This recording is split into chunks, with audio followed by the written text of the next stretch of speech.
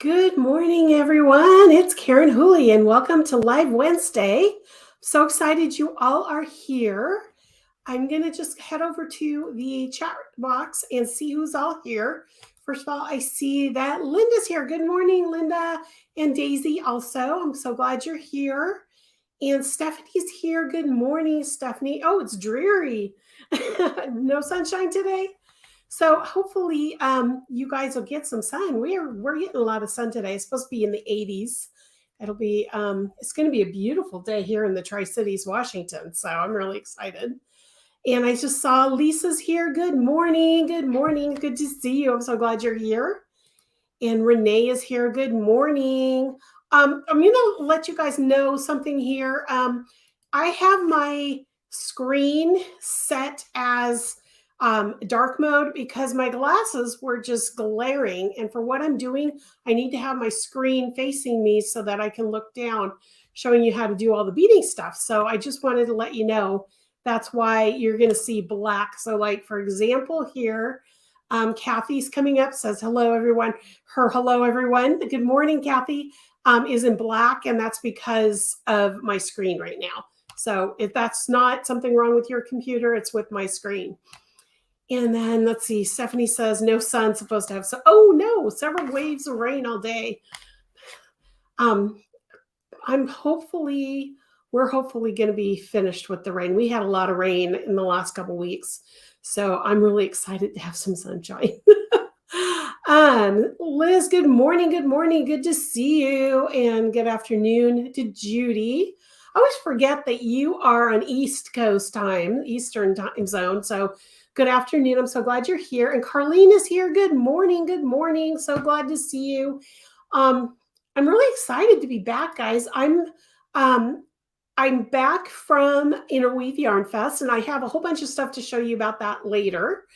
But before we get started, I wanted to just let you know that I had a great time at Interweave. It was so busy, I guess is the best word for it. I was on the go the entire time I was there. Had classes. Classes were great. If anybody is here watching and lurking, that took any of my classes in the week of April 10th through the 15th, just pop in and say hello and let me know that you're here. I'd love to see you. And I just want to let you know that I have a lot of stuff to show you after we do the main part of this. But first of all, I want to let everybody know we're doing a giveaway again today. And today's giveaway is the pattern for the Gentle Waves shawl. I'm going to back up here a little so that you guys can see the whole shawl. So there's the shawl, Gentle Waves. I just released this on the 11th. So if you'd like to enter to win this for free and don't already have it, because I know a lot of people have already either purchased it or part of the crochet crew, that they already got the pattern. But if you're interested, make sure you use #waves. I'm going to put that there. Again, that's black. Use #waves. And the only two people who are unable to win this week is Francis in Australia and Deb Eaton in Alaska, who also, both of them won in February and March. So I'm going back 2 weeks, or 2 months, I'm sorry, going back 2 months. So hopefully if you're there, you two are the only ones unable to win this month, but everybody else is eligible. So make sure you type in #waves. Okay, I'm going to take that off the screen here for a sec, and I'm going to come back. Yay! Good morning. I see all the people. I see everybody coming in. Good morning. Good morning. I'm so glad to see you here. Okay, so what I'm going to do is I'm just going to jump right into today's program, which is learning how to put beads into your crochet. And I'm going to show you a few things, and I'm going to show you how to do a few things. I'm going to show you some tools to use. And so what I'm going to do is I am going to come out of the comments area, and I am going to just have you post in, if you have any questions of what I'm doing, just like the bottom of the screen says. So you're going to type Q and then your question in the comments. And what that will do is tell me that you have a question. Now, I'm not going to be answering questions while I'm doing the demonstration. I will come back and answer questions afterwards. So if I need to re-show you something, I'll have that on the screen and that kind of thing too. So I just want to let you know that's what I'm going to do. But please, please, please, if you have a question, make sure you type a Q, a space, and then your question and hit enter. And I will scoop up all the questions at the end of the presentation. Okay, guys? So first of all, I want to say thank you to Renee, who asked me to do this presentation. So we're going to learn how to add beads to your crochet. Now, there's several ways, before I actually bring the camera on, there's several ways you can add beads. You can pre-string them. And I'm going to just put this up here right now. I have pre-strung a few right here. I don't know if you guys can see that there. I'm going to go above my head. I pre-strung a few. I'm going to show you how to use pre-string first. Then I'm going to show you how to add beads without pre-stringing. And then I'm going to show you a bunch of tools that you can use to either pre-string or to add beads as we go. So without any further ado, let me put that on here. I am going to take myself off here.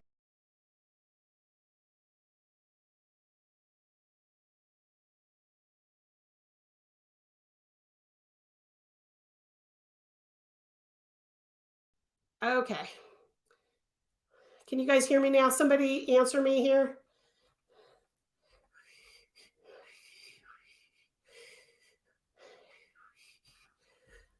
Hello. Okay, so Liz says you can answer. Okay, I'm going to start all over again because I realized when I always forget this. And so I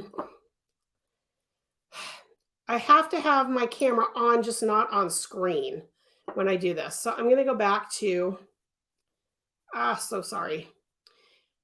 And then I will edit this video on YouTube so I don't have all of that extra stuff. Okay. Yeah. Okay. So I'm going to go back. Now, if you have questions, I am just going to all right, I'm going to put this on screen here by itself. Can you hear me still? Somebody please tell me if you can hear me still. Okay. If you can still hear me, somebody please say yes, or I can hear you, something like that. I always forget that I have to stay on the screen. I mean, I have to stay in the video. I always I remove myself, and that's what gives me the camera problem or the sound problem. Okay, we're going to start all over again. Ha! Okay. And like I said, I'm going to edit this video so that everything I just did will not be on screen. I mean, will not be on the replay. Okay, so here we go. We're going to start with pre-strung beads. I'm going to show you those really quick again. They're all separated out now. Okay, so there's the pre-strung beads. Okay, so in order to work with pre-strung beads, I'm going to start by, there's just single crochet in here right now. I'm going to chain one and turn, and I'm going to do 2 single crochets on this row really quick so that you can see the beads better. Okay, so when you're working with pre-strung beads, you always want to start the stitch first. So in this case, we're going to do a single crochet. We're going to insert yarn over and pull up a loop. So now you have 2 loops on your hook. Can you see those, guys? And then, okay, I am going to go back here really quick. Okay, so now I've started the single crochet. There's 2 loops on my hook. I'm going to pull up the bead that I want to use. Here we go. And then we're going to yarn over and pull through both loops. We're going to do a single crochet in between. I don't recommend doing bead stitches right next to each other because the beads can get to be a little floppy. Okay, let's try it again. Insert, yarn over, pull up a loop. So now I have 2 loops. Now we pull up a bead. You want that bead to be as close to the work as possibly can, and then yarn over and pull through 2. So if you look at this now, because the beads are pre-strung, you'll notice that there's no beads showing on the side that you worked. And this is true with right hand or left-handed. The side that is facing you, you will not see the beads if the beads are pre-strung.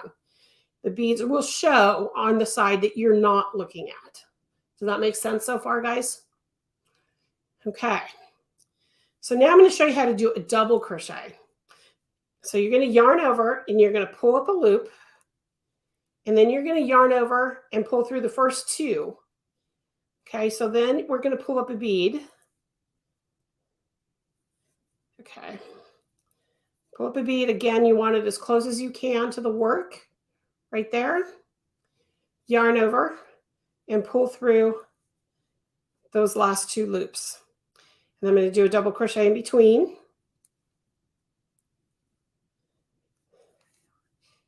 And then we're going to yarn over, pull up a loop, yarn over, pull through the first two loops, pull up the bead so that it is as close to the work as you can possibly get it.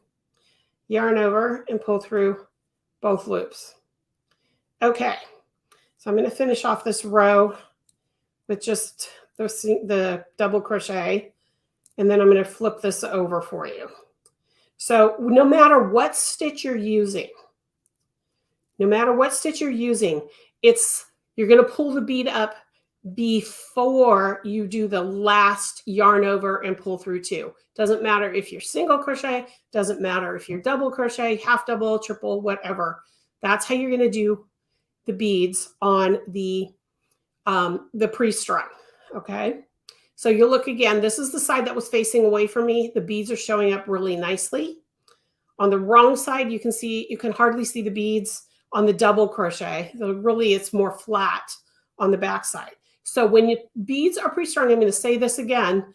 This is so important that if the beads are pre-strung, when you do the bead stitches, you're always going to have the bead facing away from you as you do the stitch. So wherever you're going to put the beads, if they're already pre-strung, you want to make sure that you're working on what I'm going to call the wrong side of the work so the beads show up on the right side. Does that make sense so far?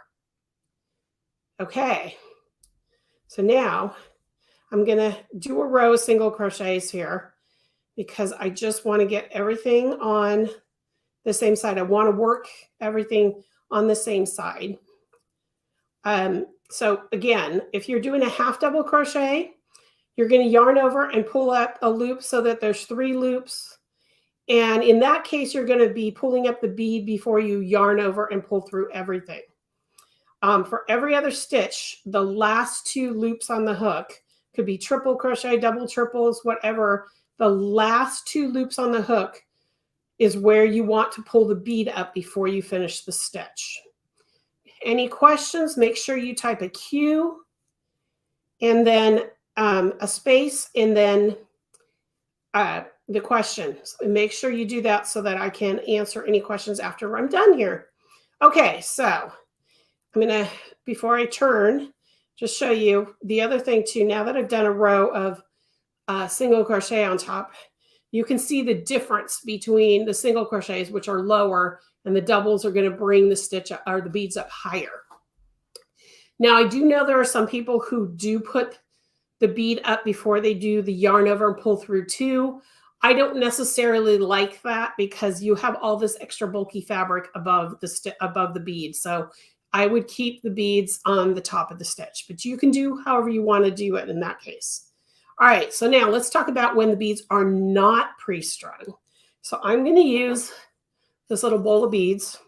These have a little bit bigger hole than the ones that I was using that were pre-strung, and that's because I'm going to use a crochet hook, a smaller crochet hook than what I'm using. This is a 1.5 millimeter crochet hook, a steel. I'm going to use that to put the beads on. So we're going to talk about that here in just a second. But first, I'm going to do 2 single crochets at the beginning just to get the beads there. Get myself into the fabric. Okay, so now we're going to add a bead right here. There's nothing pre-strung. You can see here on my yarn, there's nothing pre-strung. I am going to start my single crochet and pull up a loop. So now I have 2 loops on the hook. Can you guys see that? Okay, now I'm going to add the bead. So before I add the bead, I'm going to hold this. I'm going to grab my hook, and I'm just going to grab a bead out of here. You'll find one. And you want to make sure that the hook that you use can actually go through the center of the bead. You see how that there's that. Okay, so now what I do is I pull my hook out of the loop that I just brought up from the top of the stitch. And I'm going to put the hook with the bead on it.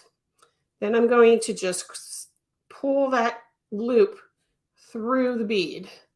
So you can see right there that I pulled the loop through the bead. I'm going to take the smaller hook out, and then I'm going to put the bigger hook on, and that's going to take me a second here. There we go. So you want to make sure when you add the bead is underneath the loop on the hook. And then you're going to yarn over and pull through 2. And then I'm going to do another one here. And so first I'm going to do a single crochet between them. And then I'm going to add a bead here. So I'm going to single crochet. I'm going to hold those 2 loops there for a second. I'm going to grab a bead.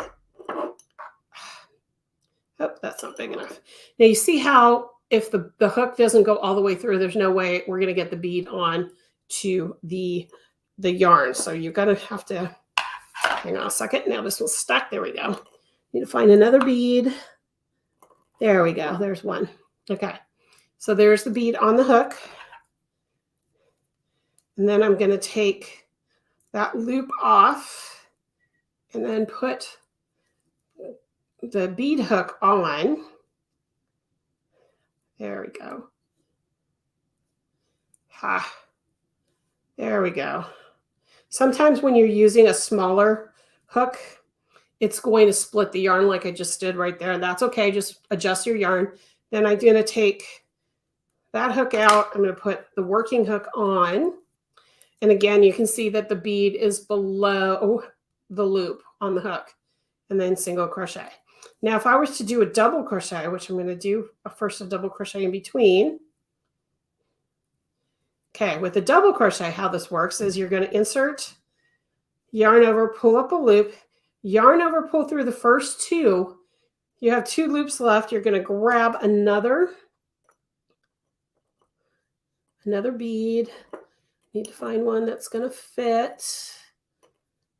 These all came from the same kit, but some of them are just very different in bead size. So depending on what you are, nope, that's not going to work. How about this one? Hang on a sec, guys. I got to find one that's going to fit. There we go. Okay. There we go. So I've got my bead on. So remember, we started the double crochet. We've got the first 2 loops taken off.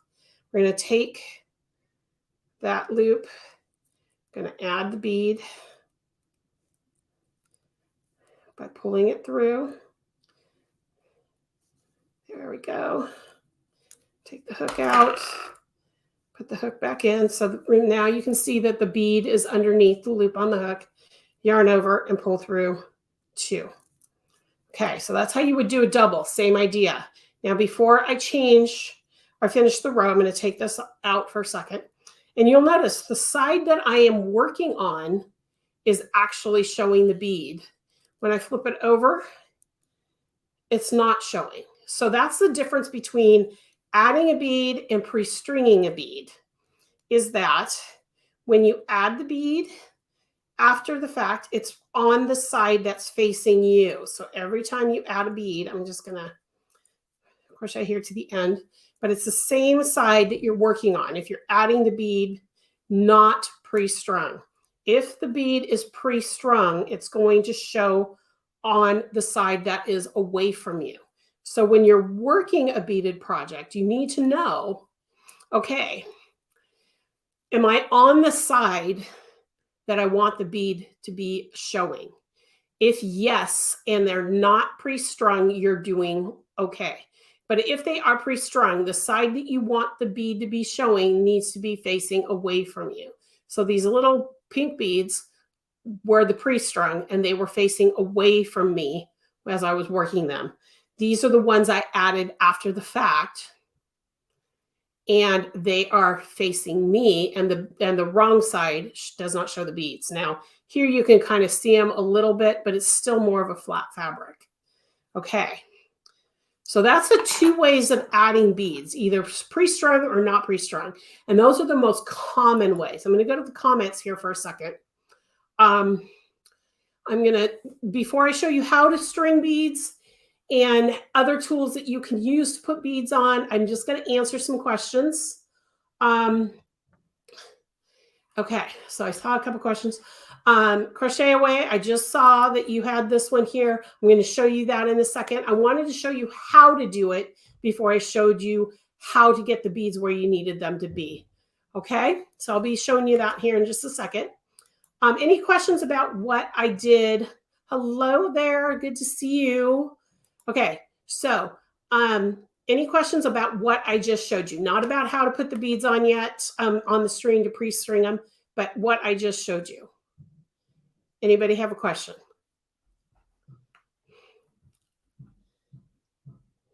Okay, I'm going to grab my scissors here and I'm going to fasten this off really fast. Oops, wrong one. There we go. All right. So that is adding the beads that are not pre-strung. This is the beads that are pre-strung. Okay, how do we pre-string beads? Well, and I forgot to pull them out, but you can actually thread a beading needle, this on a beading needle, and it kind of looks like this. A beading needle kind of looks like this. Okay, this is a beading needle, but this is for, it's got a J at the bottom, and I'll show you what this is for in just a second. But a regular beading needle looks just like this, except it doesn't have the J. It's just, and you can see right here, it's pointed on either end. But the thing about a beading needle is that it has a huge eye on it. I'm going to open that up, and I'm going to put my yarn through that eye. So now my yarn is on that needle, and I'm going to pull it down to where the J is because I'm going to use it like a regular beading needle. Now, a regular beading needle, you would just put beads on. This takes a while to do this, but you would just put beads on the beading needle. I'm going to put like 5 of them on.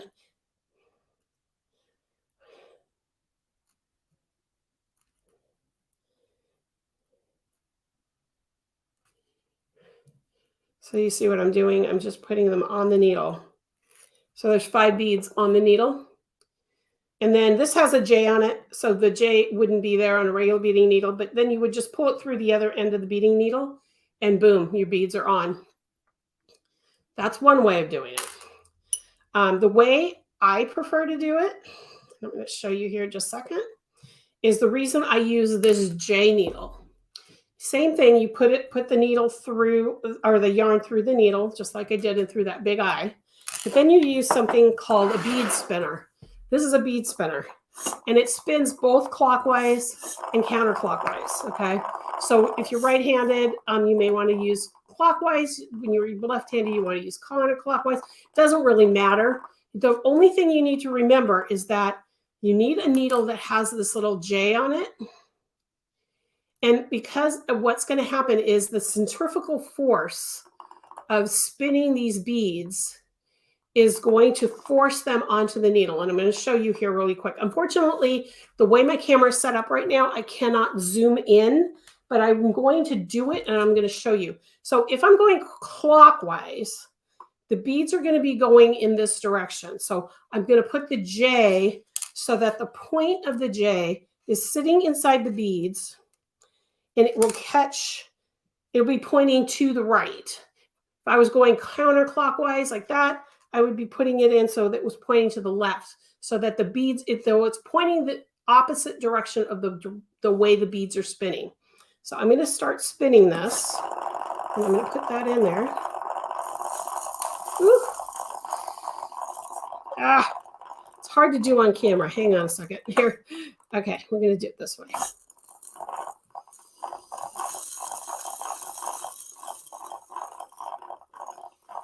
Yeah, I had it working so much easier earlier. There we go.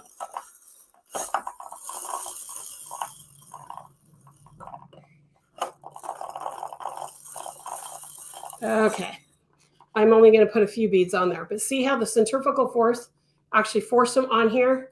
And then you just pull them down. Now, when I'm doing this myself, I am usually just spinning as fast as I can. And I get as many beads as I can on the hook.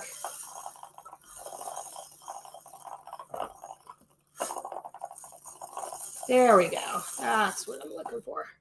So I'm going to stop it. I'm going to try not to lose some of these beads because I'm at a weird angle. But you can see I can get as many as up to here from the tip of the bead or tip of the needle to here, and then just string them. So if you have a bead spinner, now this is one you can get from Fire Mountain Gems. That's where I bought this. I know Michaels carries these. They also, I just found out Fire Mountain has an electric one now where you don't have to keep spinning this. Okay. It will just keep spinning and you just put your needle in, and then I'm going to spin the opposite way just so see if that helps a little bit too.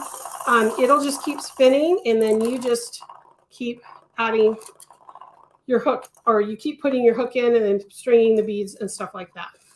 Okay. So that's how you would pre-string. Another way of pre-stringing, if you don't have a bead spinner, is this is a piece of dental floss that is made usually for people with braces or have really tight teeth, where you put the dental floss through there and then you would string it or put this through your teeth. Does that make sense? So that you can pull the dental floss through. So if you've got a really hard contact with between two teeth trying to put dental floss in, that's what this is made for. But you can use it to spring beads. And I learned this one from Laura Nelkin. She's a knitting designer who does a lot with knitting with beads. And the way you do it is you use it the same way as you would use a beading needle. And you put the thread through, or the yarn through the loop that's there. But the only thing that's different is that with the beading needle, it'll close around the yarn and it won't let the yarn slip. This will let the yarn slip. Then you take the pointed end and you just string beads this way. I'll do a couple here. I'm going to put one on, and then you would just pull the bead through. So there now is a bead on my yarn. Okay. I'll do one more that way. My favorite way, when you've got beads that it doesn't matter what direction they're going, it doesn't matter what color needs to go next, is the bead spinner. Now, if I was doing something that needed beads in a certain color order, I would either use a regular beading needle or one of these so that I get them in the right order. So if I needed like 3 reds, 1 white, 3 reds, 1 white, I would do it that way. Okay, but the bead spinner is when, if you wanted to just spin these that are all different colors, it didn't matter where they landed, you just wanted something random, that's where the bead spinner works really well. Or if you've got all solid color like I've got in here right now. Now, one last thing I want to show you is what we call the Flegel beater. And the Flegel beater, this is the Flegel beater. This is from Gossamer Web. The Flegel beater website is on the show notes. So if you look below this, the show notes will show the website to get this from. The Gossamer Web is the person who created this. You can buy this thing elsewhere, but she's the one who actually created this. I'm going to pop it out of here. And it's a wire, and it has these little circular caps on one end and a big cap on the other. Now I'm going to show you the big cap first, what's under there. This is a hook. It's literally like a crochet hook. It's really tiny. I don't know if you guys can see that. But this has got like a crochet hook on it. And so that is the part, if you want to add beads as you go, you can string as many beads as you want in the order that you want them to be on here. And to string them, this cap comes off, or these 2 little discs come off, and you use this bent end to string your beads. So I could string a few more on here by going in here and just picking up a bead, picking up another bead, and you can do them in whatever order. And then you put these little, I'm just going to put one on for now because it's hard to see sometimes. There. And that will hold all your beads in place. And then when you're crocheting, I'm going to put a slip knot on here. Now this is perfect if you're working with fingering or lace weight yarns. If you're using any other yarn, it probably won't work as well. But okay, so do a couple single crochets on here.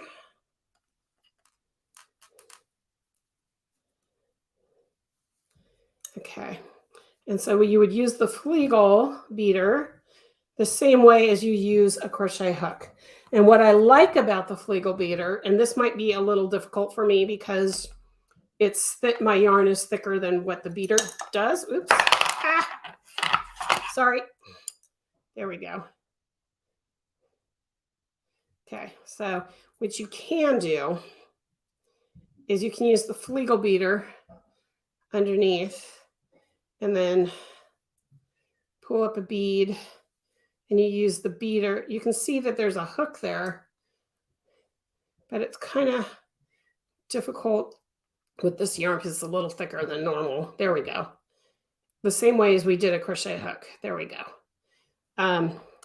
Now, the thing I like about the Flegel beater versus a regular crochet hook is that if I'm going to be stringing beads of different colors and I want them in specific spots. Now, this didn't turn out as great as I was hoping because it split the yarn. I don't know if you guys can see that, but it split the yarn right there. But I'm going to pretend it didn't split the yarn.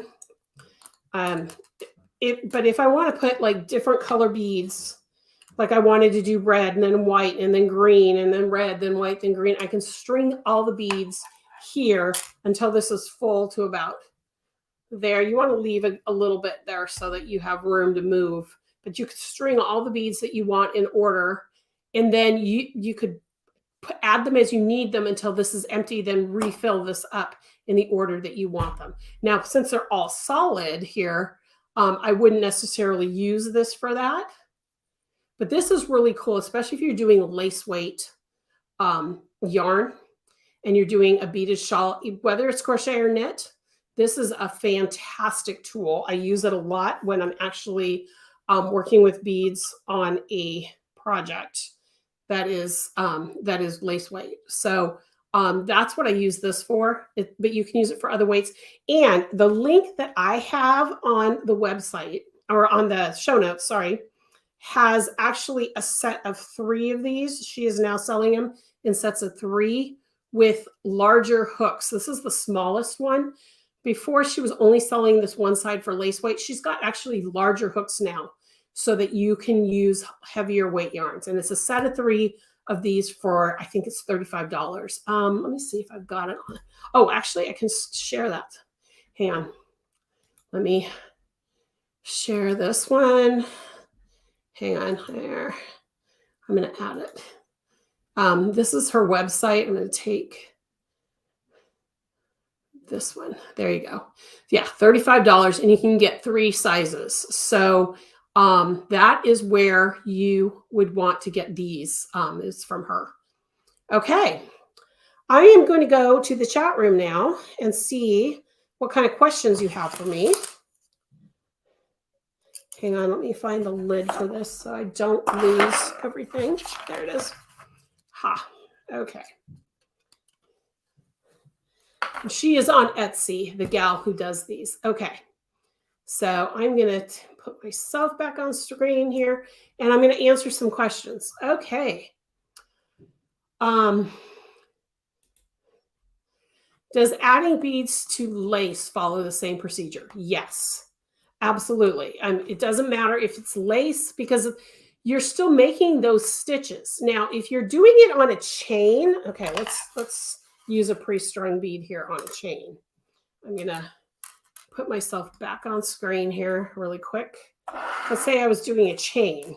If you're doing a chain, you're just going to pull the bead up first and then do your chain stitch. I did 2 chain stitches there because I wanted a space between them. So the next chain is going to have a bead, yarn over, and pull up a chain. Now, if you wanted to add the bead onto the chain, I'm going to grab one of these guys here.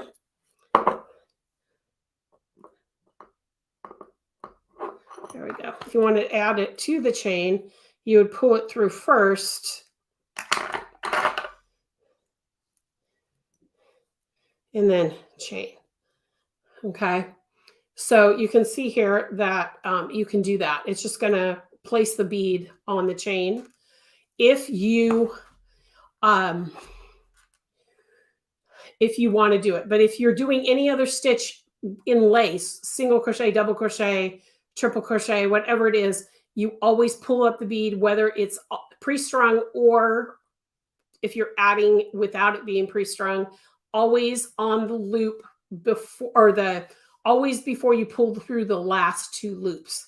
Now, I really haven't done much with it on slip stitch. So let's try slip stitch here really quick and just do that really fast. I'm going to pull one of these up, and this is going to look funky because I've got a big chain there. But let's say I'm going to do a slip stitch right here. So what I do is I make sure that the chain is, or the bead is really close to where I'm doing the slip stitch, and then pull through both. And there's the slip stitch, and it's going to show on the wrong side because I was working with a pre-strung bead. So does that make sense, Linda? Hopefully that helps. Oh, I just saw you said thank you. Good. Anybody else have a question for me? I know that was a lot. And there's a lot more things that you can do. There are so many things you can do. There's something called a super floss. I don't think I have it on screen. There's something called super floss out there, and it's made for people with braces. And on one end, it's really, really stiff, kind of like this guy, this loop, this stiff. But instead of having a loop, it has this fuzzy stuff that comes to the end, and then it's kind of floppy like normal dental floss at the end. And you can use this too, and that's really cool. Laura Nevkin also uses that. And it is, you can pre-string the beads, and on the fuzzy part will hold the beads. And then when you need to string whenever, you can put the loop on. You can put the loop on the heavy part right here. I don't know if you guys can see that. And then just slide a bead over, just like you would with a crochet hook.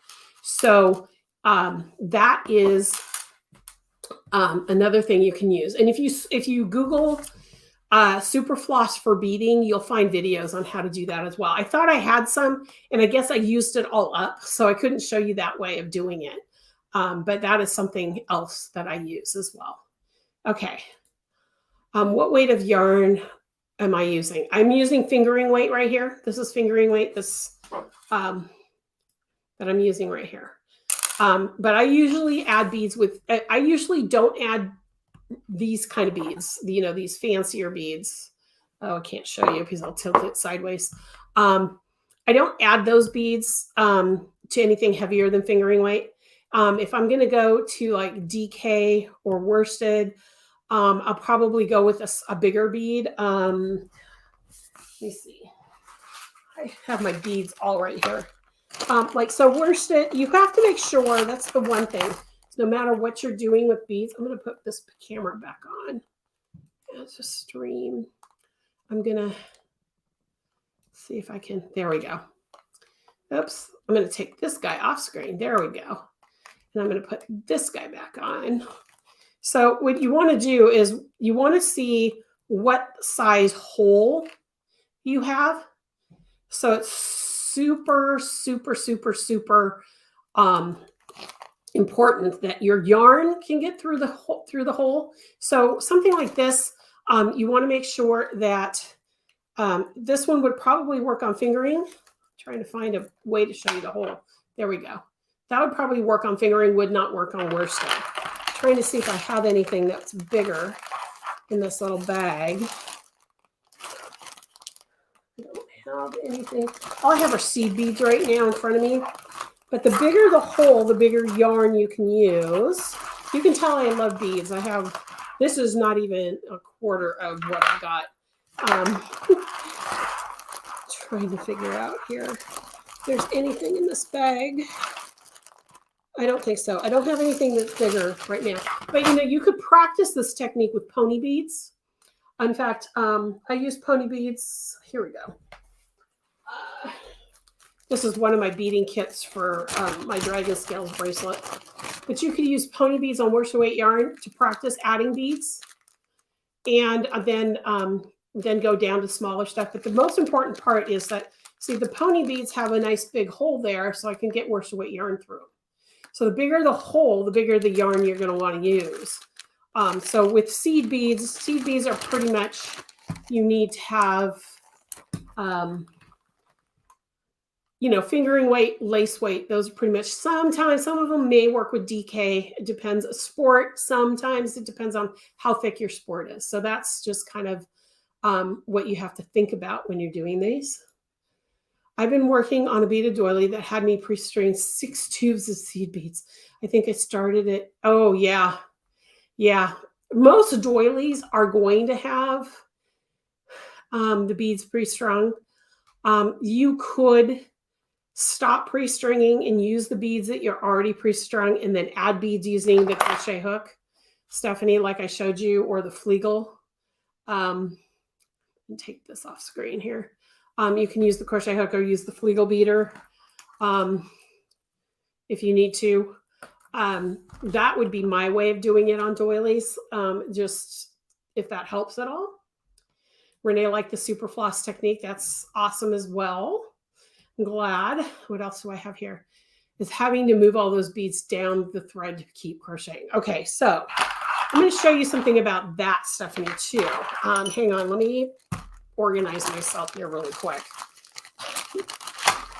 I got to get all these things off my desk so I can actually show you what I want to show you. Okay, I am going to put this one back on screen and hang on here. Okay. Oops, I forgot to put those back. Okay. So this is my Dragon Scales bracelet that I taught just earlier this month at, what do you call it, at Interweave YarnFest. And you can see I have all these beads pre-strung because in order to do this bracelet, you have to have them pre-strung. It's just the way it's going to work. It would take you forever, first of all, if you strung them as you went. And they all have to be facing the same direction, but that's a totally other topic that is only for this class. Okay, so I am going to show you what I do when I'm adding beads. I'm going to take Stephanie's comment off screen here really quick. I'm going to put my hook in here. Okay, so I have all these beads, okay? What I do is I grab a bunch of them that I'm going to be using, and when I wrap my fingers, I make sure they're in front, so they're sitting inside my hand like this. And then I'm going to pull this some closer. Hang on. I'm usually closer than that. All right, let me do this. So I wrap my fingers, but before I do it across the top of my hand, so all the beads are inside. So when I want to work this stitch with the bead, all I have to do is just pull it up and then pull it through. So here's inserting in. Now, I'm not going to show you exactly how I do all of this, but you can see that I pull the yarn up, or pull the bead up, and then I do the step. Oop. See, I'm using nylon here, so everything's really slick. Hang on.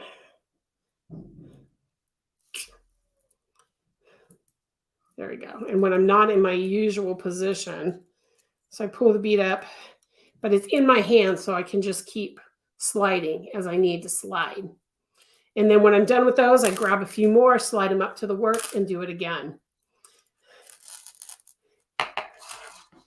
Yes, Renee just said you can buy large whole pearl beads too. Yes, I mean, what I recommend if when you're looking for beads, first know what you're making. I mean, a lot of patterns out there will just tell you what size beads and what size yarn. But if you're designing something yourself, you want to use beads on a worsted weight shawl or something like that, go to Michael's with the yarn and check out the beads, or wherever you're going to buy the beads from, and find out what the diameter of the hole is.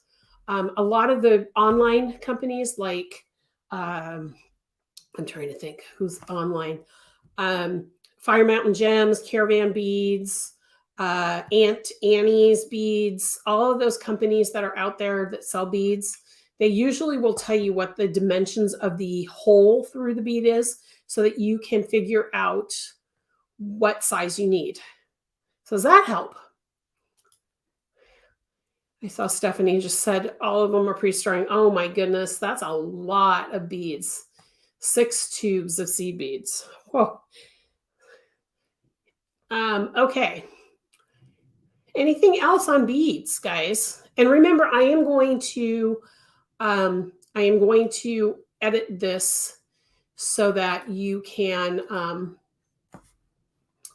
actually see me talking without all that extra stuff at the beginning. So, all right. I just want to send out a reminder that I am giving away my Gentle Waves shawl pattern today. So I'll be drawing that in a few minutes.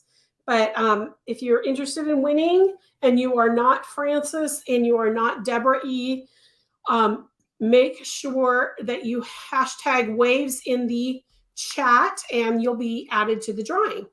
So I just want to make sure you guys know that really quick. Yes, I count out how many beads I need for the section of the doily. I meant moving. Oh, that are strung. Yes. That's the hard part. Yeah, I am. Yeah, this is what I end up doing with all the beads. Oh, they're all tangled right now, but yeah, I do this and then I try to, put as many beads on as I can onto this when I'm working. Okay. All right. I think we're good with beading unless anybody else has a question for me. Okay. Then I'm going to show you. I promised that I would show some of the things that I got in Loveland at the vendor market. I'm really excited about some of this stuff. So I'm not going to show them to you in any particular order. I do have links in the show notes to all of these companies so you can check them out. I'm not going to show them in the order that they're there, though, because I had to stack them on a chair in a way that they could actually sit properly. So the first thing I want to show you is from Mode Knit Yarns. I have to show this. I really am excited about this. I'm going to move the camera out of the way here so I'm not hitting it. Okay, so this is Stars Hollow. So if you're a Gilmore Girls fan, this is really cool. It's from Mode Knit Yarn. This is a mini set of fingering weight, 100% merino or 80% merino, 20% nylon. And it's going to have this matching dark gray from Mode Knit. This is the same base. It's just a full hank of the gray. And this is going to be actually a Christmas present for my son, who's a huge fan, and hopefully he won't see this video. He's a huge fan of the Gilmore Girls. When I saw this, I had to get it because he would love it. And he likes those really wide scarves. And so for winter in Seattle, I think this would be perfect for him. So that's what that is. So that's from Mode Knit Yarns. I'm really excited about that. And then for those of you who are part of the crochet crew, you saw part of this, but I got the rest of the yarn on Monday. So I also got another gift, which is a crocheted, or not crocheted, and this is going to be actually a knitted sweater for my grandson. And it's this is the base, and this is what the crochet crew did not see. This is called Smoke on the Water. It's from Leading Men Fiber Arts. This is the base of the sweater. And then it's got these stripes. And these are mini skeins. This is DK weight yarn. And that is what I am going to be making him. So you guys will probably be seeing this. His birthday's June 15th, so I got to start this pretty soon and get it on the hook or on the needles. It is going to be an 18-month size so that it will fit him in the winter, fall and winter. So that is the second thing I got. And then these are from a new to me company. He's pretty new. We started during the pandemic. It's a company called Nitty Gritty. They're out of New Mexico. This is fingering weight yarn also, and it's their Champagne Powder Select yarn. 75% fine superwash merino wool and 25% nylon. And what I did, why I got two solids, and they actually kind of go well together. But I've been trying to round out my stash with a few more tonals in there because right now I have a lot of variegates, a lot of speckles, a lot of, other things, and I need some tonals to go with them. So that's what I did for with these tonals. And you'll see some more tonals coming here in just a minute. But Nitty Gritty, he's new. And if you buy 5 hanks of yarn from him, he will knit a baby hat for charity. His company actually started during the pandemic. They had lost had 2 miscarriages and then lost one at birth, a baby at birth. So his way of helping other families who might be going through some of this stuff is by knitting hats for the hospitals. So this is a really great company. If you are looking for somebody who does a lot of charity work, this is a great company. And that's one of the reasons why I bought the yarn from them. But also it is so soft. I can't even tell you how soft this is. So make sure you check them out. I have the link in the show notes for you. Then this is another new to me company. They are out of Billings, Montana. This is Two Sisters Yarn Company. And for those of you who know about me and socks, a while back, I was asking for suggestions of self-striping socks. And this company does it. So I was so excited to find her yarn. They should knit and crochet both in self-striping. This first one is called Just Keep Swimming from Finding Nemo or Dora's movie. Not Dora. Wait, is it Dora? I can't remember now. Anyway, and then this one's called Cool Beans. And if you know me, I say cool beans a lot. So that's why I had to get this one. They're both self-striping. But what's really cool about her is she also dyes these little mini skeins and they match. So like for the Cool Beans, I've got this purpley color. It's called fuchsia actually. And I'm going to use that for the cuffs, the toes, and the heels. And for the Just Swimming, I got one yellow because I just want to do the heel in that color. And maybe the cuff if I have enough, but definitely the heel. So that was what's really cool is that Dory, thank you. It's not Dora, it's Dory, thank you. So that's what I'm going to do for this one. So, and this one's cool because the main color of the sock will be blue or this tealy blue color. And then the white, the yellow, and the black, I don't know if you guys can see that, will be thinner stripes. So it'll be big stripes of the blue and then thinner stripes of the white, the black, and the yellow. So that's really cool. Now with the Cool Beans, this will be pretty evenly striped with all the colors that you see in there. So I'm really excited about that yarn too. So, okay. Then if you guys were here watching April 5th, when I did my last live stream, I did an interview with Savvy Skeins Yarn. And I had to buy from her because when she showed these 2 colorways, I had to buy them. This is, let's see, I got them upside down here. There's both on her Sensible Sock base, 80% superwash merino, 20% nylon. These are, let's see, this one here is Venice Beach. And this one here is Pandemonium. When she showed these live on camera, I knew I had to get them. Pandemonium's got a whole bunch of different colors. They're more muted, similar colors in this one, but a lot brighter. So I had to buy those. So those actually came before I left, but I wanted to make sure I showed those to you guys before we before we end it. Okay, a couple more things from the show. This is also Leading Men Fiber Arts. This is their sock weight yarn. It's called Showstopper, and it is 75% superwash merino and 25% nylon. A lot of nylon, but they're super soft. And I got the Bare Necessities because I wanted something in a neutral white. And so this is the Bare yarn. Then I got Midas Touch, which is a gold. And actually, I was kind of looking at that with one of these to work together. I'm not sure which one, but it will work with both of those. And then I also got Popeye's Delight, which is a green, which I'm always looking for greens that I like. Green is a hard color for me. I don't use a lot of greens. You guys probably know that. Those of you who have been following me for a while. So, but I did get some green because I need to start branching out and away from blue and purples. And then the last yarn I want to show you is from Alexandra, the Art of Yarn. And she is a huge, huge, huge person at Interweave. Everybody in Colorado loves her. She actually dyes yarn and comes to my local yarn shop regularly. But this is the first time I've been able to meet her because every time she's been to my yarn shop here, I have not been able to go see her. So really excited.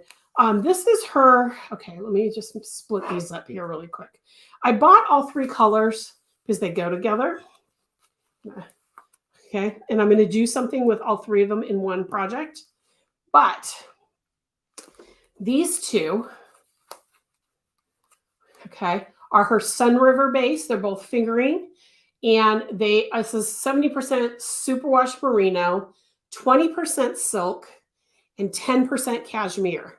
So this is, and the color is, this one's Glacier, and this one's Aquatic. Aren't those gorgeous? And then this one is her Black Butte Base, which is 65% merino, 15% yak, and 20% silk. And so she helped me put these together. So I'm definitely going to be designing something in this yarn. I already have an idea because when I saw these two colors first, I saw these two colors first, and she added this one to it. And I was like, oh yes, that's what I want. So, these are so soft. I mean, yak is super, super rich color. I mean, yak is naturally got a gray tone to it. And so when you dye a yak yarn, it really deepens the color. So isn't that gorgeous, that purple? And you guys can tell, I mean, I'm a blue girl, I'm a purple girl. So those are my colors. But this Glacier is just to die for. The cashmere in it, you can really feel the cashmere. This one too has got cashmere in it. Super, super soft. And the silk that's in there makes it a little shinier, which is hard to see on camera. The purple you can kind of see. You can kind of see the shine in the dark purple, but the other two, it's a little bit harder. Maybe this one, you can't hardly see the shine, but they're really shiny. So I'm really excited about those yarns too. So that is my haul. I probably won't have a haul like that again until August when I go to Interweave in Lancaster, Pennsylvania. Although I'm sure I'll be getting yarn in the meantime, because I do have a couple companies that are sending me yarn for projects that I'll be doing in the future. But yeah, Liz says that she loves the Art of Yarn colors. They're just gorgeous. Her color or her dye process is absolutely beautiful. If you've never seen her yarns, you need to go onto her website and check them out. But she had an amazing show. I talked to her for a little bit on Friday, and she was really excited at how well her yarn was selling. And so she's a very popular dyer. And so is Leading Men. Leading Men's another really popular dyer. And there were a lot of other dyers there, but I've had yarns from them, or I didn't have time to really peruse. But when I saw things that I really wanted, that's when I actually bought.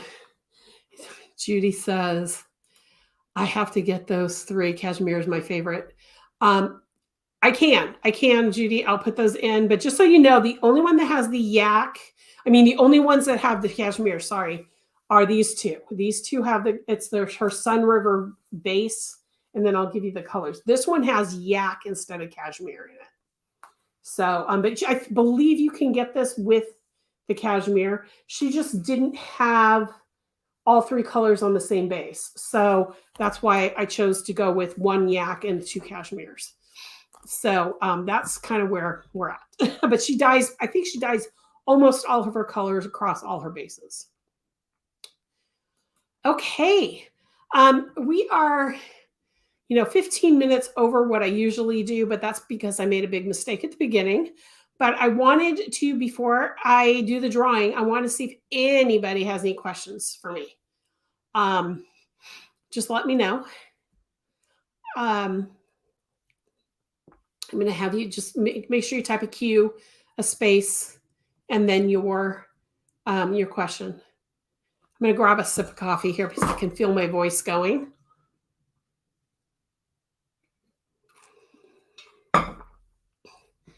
Okay.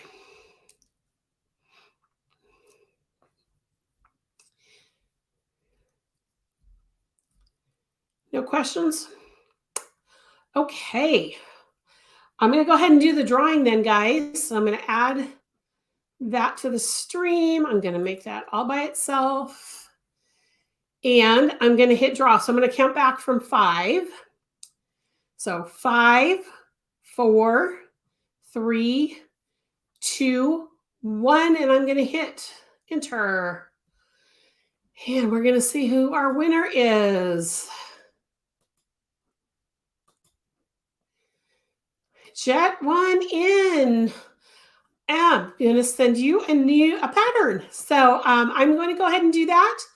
I put it in your account. For those of you who are new to my live streams, just so you guys know, what I do is I put them into an account on my website. And what this allows me to do is to, it allows me to keep it in an account so that if you lose the pattern for any reason, you can download it again if you need it. So Jet went in. Congratulations. I'm so excited that you are our winner. I know you're out there, so remind me of your first name so that I can, I'm so sorry. I know I emailed you in the past and I apologize. But yes, I'm going to go ahead and do that for you. And if anybody has any more questions, let me know. And I apologize about the demo. Honestly, I'm still figuring out the software that I use for live stream. It's got so many functions that sometimes it's just hard to remember that I need to keep myself in the system and I can remove myself from the screen, but I can't completely remove myself off the chat. Otherwise I lose my sound. So anyway, go ahead and pop in any questions. Otherwise, I'm going to go ahead and sign off. And it'll probably take me about a half hour or so to redo this video so that it doesn't have all that silent stuff that I did. And then it'll be back up for replay. So any questions, guys? Any comments? Anything you want to ask? Oh, and I should also remind you, if you have any questions, I'm going to pull this up really quick here. Hang on, I'm going